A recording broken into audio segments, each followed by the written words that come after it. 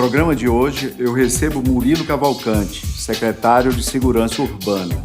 Conversamos sobre o combate à criminalidade e o papel do Compaz no Recife.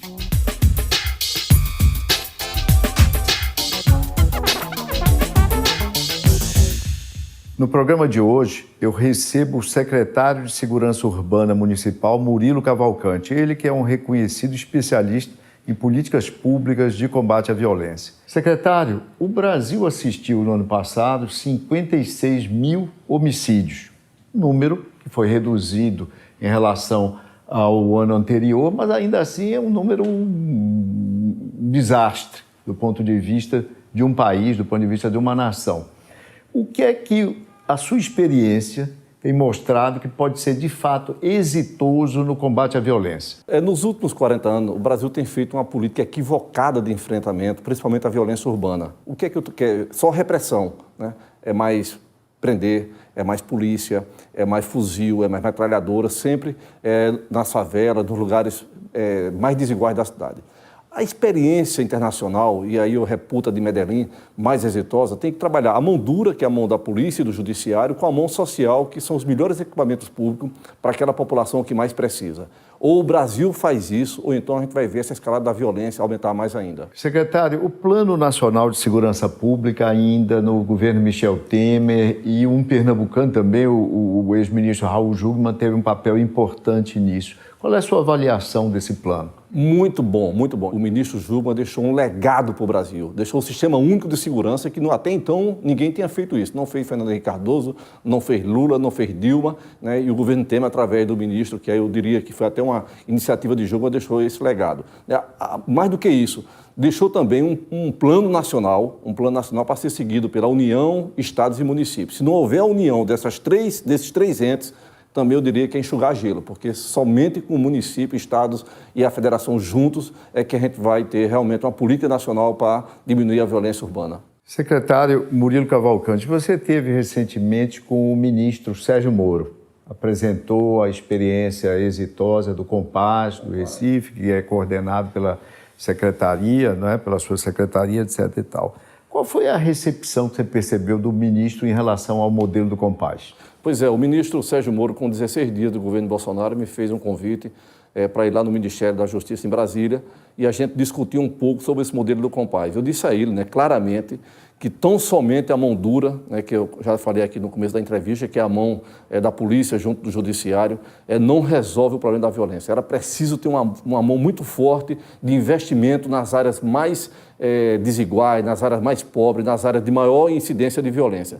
Fiz até um retrato para ele do Brasil. O Brasil tem mais de 5 mil municípios, né?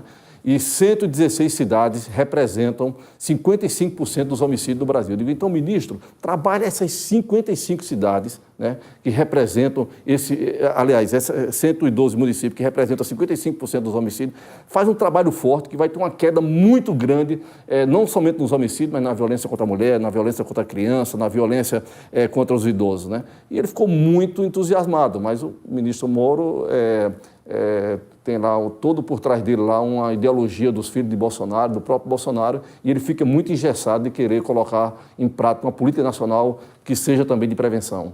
Esse modelo do Compaz, do ponto de vista de números, secretário, que consequências, que resultados concretos nós já poderíamos ter hoje, nós já temos hoje concretamente? O Compaz é público e notório que eu me inspirei na experiência lá de Medellín para fazer a concepção do modelo, embora a gente tenha que dar aqui esse crédito ao prefeito Geraldo Júlio, que foi o grande responsável pela implantação, foi ele que foi eleito, foi ele que tomou a decisão política de bancar os 2 primeiros Compaz e até o final da gestão são 7.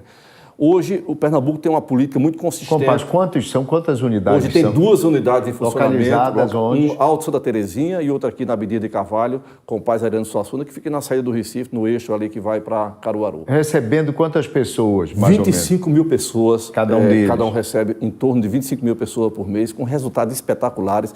Não tão somente de promoção da cidadania, que esse é o principal vetor de atuação do Compaz, né, de levar a cidadania através da cultura, através do esporte, através do lazer, através da mediação de conflito. São cursos que ele oferece? São cursos que oferece. Semana mesmo eu estive lá no Compaz, Eduardo Campos, da Santa Terezinha, estava lá 120 meninos e meninas do curso Escola Social do Varejo, que a gente prepara para o mercado de trabalho. Quando eles terminam o curso, 80%, 90% já estão empregados. Isso é extraordinário, porque quem está morrendo, quem está matando, são os jovens da periferia, né, que são jovens neném, que nem estudam nem trabalham. Terminam se matando uns aos outros. Exatamente. A gente tem um olhar especial para isso. Agora, eu quero dizer que a política do governo do Estado de Pernambuco, eu reputo como uma política muito consistente de enfrentamento à violência, que é o Pacto pela Vida. Os melhores resultados hoje do Pacto pela Vida é em torno do Compaz, em torno de 35% a redução dos homicídios em torno do Compaz, que é um número maravilhoso. Só com isso... Em que intervalo de tempo, secretário? O Compaz, a gente fez essa medição, fizemos um T0, né, no primeiro Compaz Eduardo Campos, que tem 3 anos de funcionamento, né? Então 2016, 2017, 2018, que a gente fez essa medição. O outro Compaz, Ariano Suassuna, né, que eu falei que fica na Avenida de Carvalho, são 2 anos de funcionamento, né? Então essa medição foi feita em 2017, 2018. E são números extraordinários, mas por trás desse número, professor, tem uma coisa importantíssima, que é definitivamente romper com essa lógica perversa de fazer coisa pobre para quem é pobre. Nós não fizemos um prédio, nós fizemos, né, um equipamento que leva a cidadania, promoção da convivência cidadã, de cultura de paz, para quem mais precisa na cidade do Recife. Recife tem 1.600.000 habitantes, e eu diria que 500.000 pessoas vivem, né, à margem do poder público, e a gente precisa que o poder público chegue junto a essas pessoas. Secretário, qual a sua opinião sobre o pacote anticrime, o projeto encaminhado ao Congresso Nacional pelo ministro Sérgio Moro? Mas o secretário Murilo Cavalcante vai responder essa questão no próximo bloco. Fique com a gente.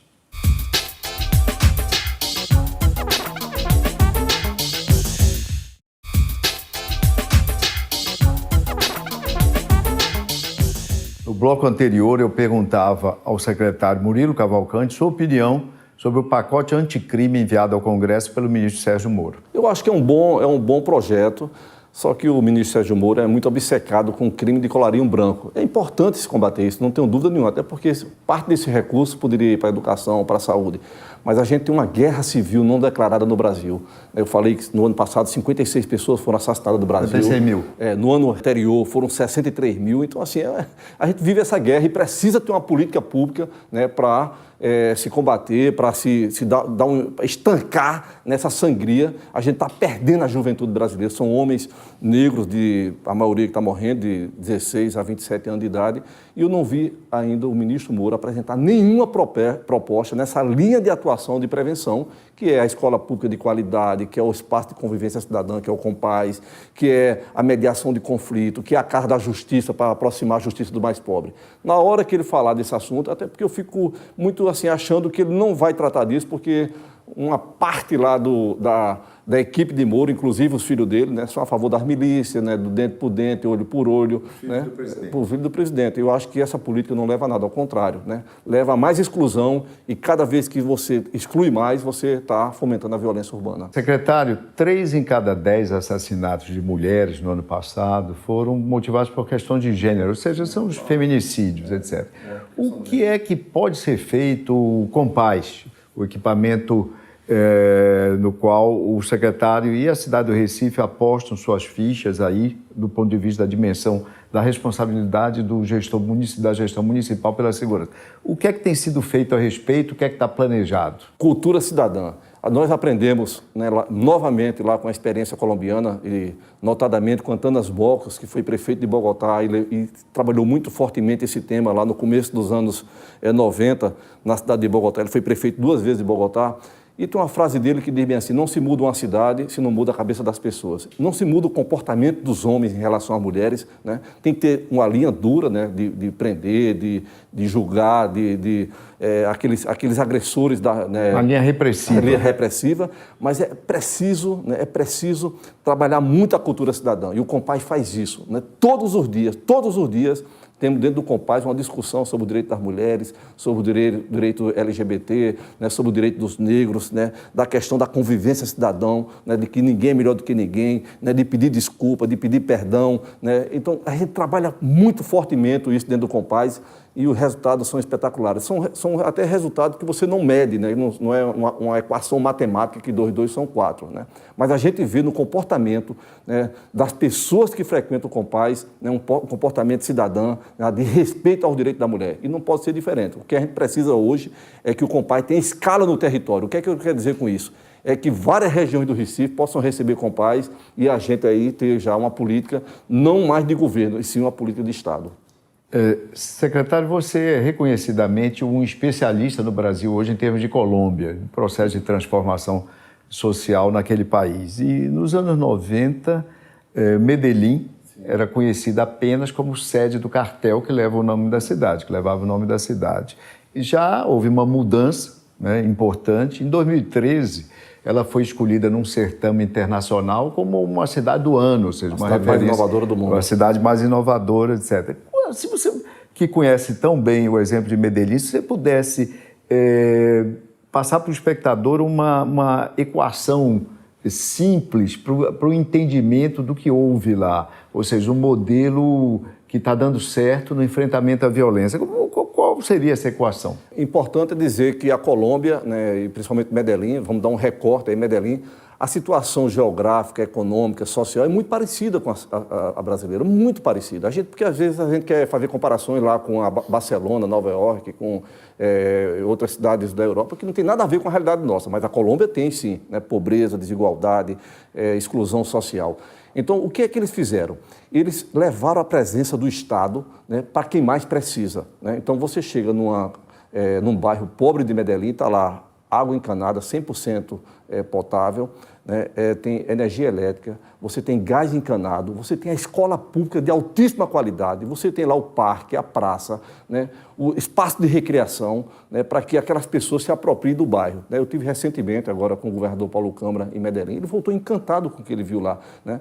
Eu diria o seguinte, a fórmula de Medellín é levar, né, esse poder público, né, com as políticas públicas de resultado para quem mais precisa. Eu gosto muito de uma frase de Jorge Melguizo, que é um colombiano que foi secretário de Desenvolvimento Social de Medellín. Ele diz assim, o pobre de Medellín é menos pobre do que o pobre da América Latina, porque tem a presença do Estado na vida dele, com esse conjunto de intervenções urbanas que eu falei aqui, que é até mesmo o urbanismo social, a iluminação pública de altíssima qualidade, a calçada largada, né, as pessoas na rua, uma fiscalizando a outra no bom sentido, né, para que tenham convivência pacífica. Esse foi a fórmula encontrada por Medellín, que é a fórmula que tem que ser encontrada pelo Brasil, a fórmula que tem que ser encontrada pela Venezuela e pelos países, os demais países da América Latina. Secretário, virando um pouco a página da questão das políticas sociais necessárias, o secretário já aludiu a algumas delas, etc., queria trazer um tema que é mais ou menos novo, né, de alguns anos para cá, e mais um tema negativo nessa questão da violência. O Rio de Janeiro tem hoje mais de 900 comunidades controladas não mais por narcotraficantes, mas por milícias. Pesquisas recentes do Datafolha mostram que a população dessas comunidades, das favelas, né, e também a população da zona sul do Rio de Janeiro, ou seja, dos bairros de classe média e alta, temem mais hoje as milícias do que os traficantes. Qual é a sua visão a respeito? O que é que o Estado pode e deve fazer para combater mais essa chaga que se abriu aí no campo da violência e da criminalidade? Eu diria que Medellín, o Rio de Janeiro de hoje era o Medellín dos anos 80. Não tem, é muito parecido, até a situação geográfica. Né? A situação geográfica do Rio de Janeiro é muito parecida com a situação geográfica a topografia, essa coisa todinha, lá de Medellín. É fazer aquilo, né, o dever de casa. O que é o dever de casa? Primeiro, é ter uma polícia não corrupta, né, que esteja lá infiltrada dentro das milícias ou dentro do narcotráfico. Né? A segunda é quebrar economicamente esses cartéis poderosos, né, de narcotraficante e de miliciano. A gente vê agora até envolvidos no setor imobiliário. Né? Mas é preciso também, né, prender essas lideranças, de julgar, né? Eu só até levei essa proposta a Moro até de extraditar para os Estados Unidos. Eu acho que tem que levar mesmo, entendeu? São pessoas que mandam tonelada de cocaína lá para os Estados Unidos e essas pessoas têm que pagar lá suas penas lá nos presídios de segurança máxima dos Estados Unidos, que ele não consegue falar com ninguém, a não seja com o inferno, né? Então é preciso ser isso. Mas é preciso também, e sobretudo, né, levar a escola pública de qualidade, levar a biblioteca parque, levar lá o espaço de convivência cidadã, levar a justiça para quem mais precisa, né? Aproximar a justiça do mais pobre. É isso que o Rio de Janeiro precisa e também os grandes centros urbanos brasileiros. Embora a gente não veja, né, armamento de guerra em outras cidades brasileiras, mas... Nem milícia, por exemplo, em Pernambuco não é ainda uma coisa mas, assim, Fortaleza já está, a gente já sabe já que tem uma presença do PCC lá em Fortaleza muito forte, né? E é um passe de mágica, né, para que os outros centros urbanos brasileiros possa acontecer, o que está acontecendo no Rio de Janeiro, possa acontecer amanhã. Milícias também. Milícias claro. E território dominado né, pela presença de um exército ilegal. Secretário Murilo Cavalcante, virando a página agora e enveredando pela política, o secretário é um antigo militante do MDB, ex-PMDB e agora MDB. Como é que o secretário vê a atuação do partido hoje no Estado? O partido elegeu o senador, né, Jair Vasconcelos, deputado federal que preside o partido, Raul Henri. Qual é o Estado, como o secretário vê o partido hoje? Aqui em Pernambuco, nós vamos ter eleições municipais e o partido vai concorrer com candidatura própria. O secretário, acredito que a mídia diz que você já cogitou ser candidato a prefeito. Essa candidatura é para valer mesmo? Vai ocorrer ano que vem? Eu acho que o MDB tem que se reencontrar com a rua. Ficou muito distante, né?